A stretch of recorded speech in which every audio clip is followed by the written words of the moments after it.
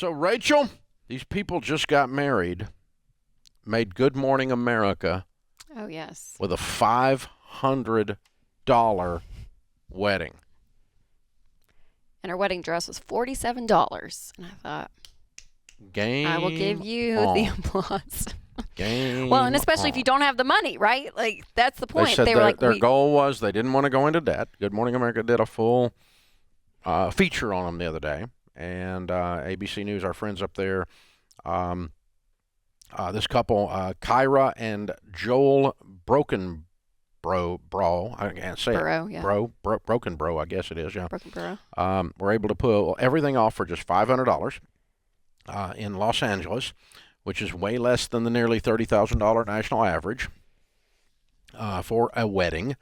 And their goal was just to be as minimal as possible, Kyra said, and to spend the least amount of money possible. The bride and groom said they were able to do that by putting a heavy focus on not going into debt while starting their marriage. Way to go, guys. You're our kind of people.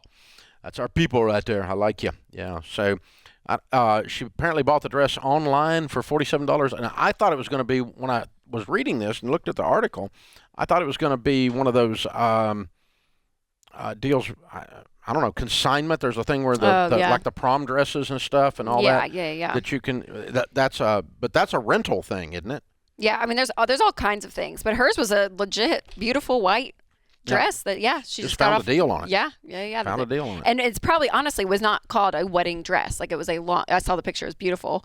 Just a long, white, very elegant looking dress. But almost it's amazing. like a cocktail dress. When they put like, well, cocktail is short. Oh, I'm sorry. See, it was a full length gown. It was A a full. I will educate gown. you Yes, on thank you. that. But no, but I watched the clip too, and a lot of their family helped with certain things. So like her aunt did the flowers.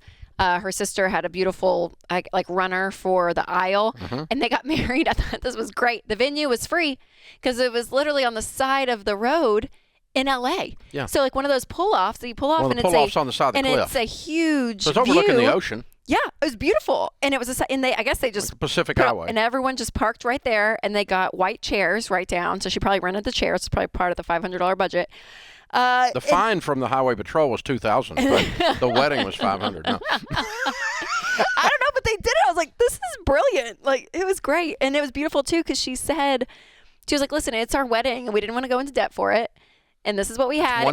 It's one day, and it's to show and bear witness to the fact that we are giving vows to each other to be before God in a lifelong commitment, and the people there. And so the guests paid for their own food and drink at the reception.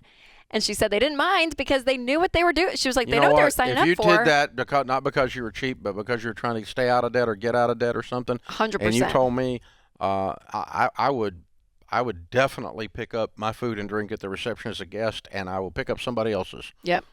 I just think it's so cool.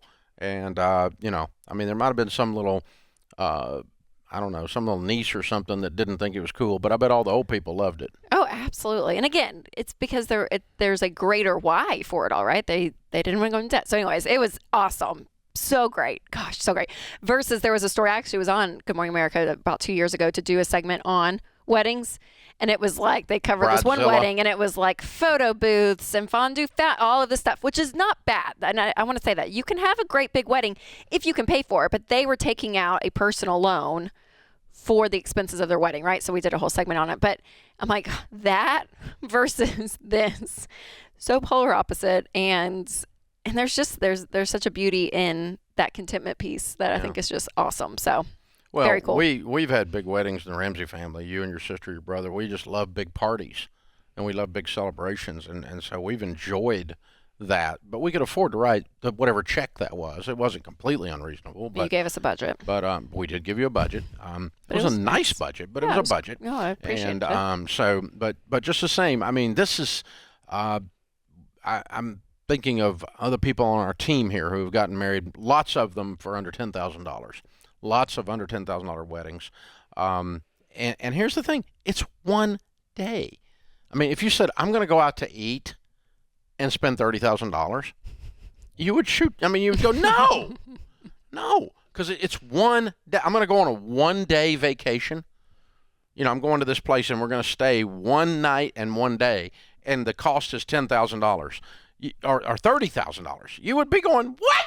But that's essentially what a wedding. I mean, it's a one-day thing or two-day thing with a rehearsal dinner. But oh my gosh, yeah. So it's okay to do it. You just need to have the money.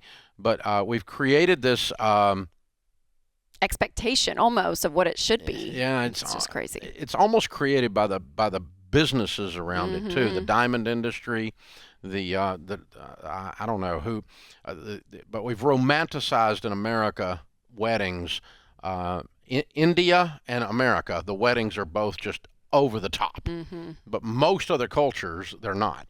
And so I just love this. I think it's so mature, and they're really married before God, she said, and before their friends, and they're going to have a great life. It's awesome. And I just, way to go. Hats off from the Ramseys. So you guys, pretty incredible. The Ramsey team here brought this to us and said we wanted to salute you guys. You know what I told Daniel, my brother, when he got married? I was like, listen, take the wedding budget, cut it in half, use the half for the wedding, and use the other half for marriage counseling all years down the road, because working on your marriage is has a lot more value than the day. It really does. So. Yeah, it's he didn't do it, but yeah, I know. and neither did you. But yeah. No, I didn't. Yeah, so I had that advice after. I was like, yeah, it's easy to tell other people after you're done, right? I love it. All right, we're going to talk to you about your life and your money. So, by the way, the average household income in America is around $60,000. The average budget for a wedding is around $30,000.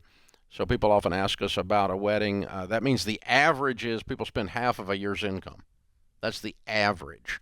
Now, this is a case where you'd want to be below average.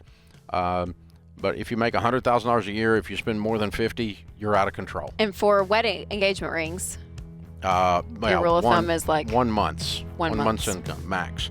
Jewelry store tell you 3, but they're in the jewelry sales business, so keep that in mind. 1 month max. And there is no correlation between the size of the diamond and the how long the marriage lasts. As a matter of fact, there may be an inverse correlation. This is The Ramsey Show.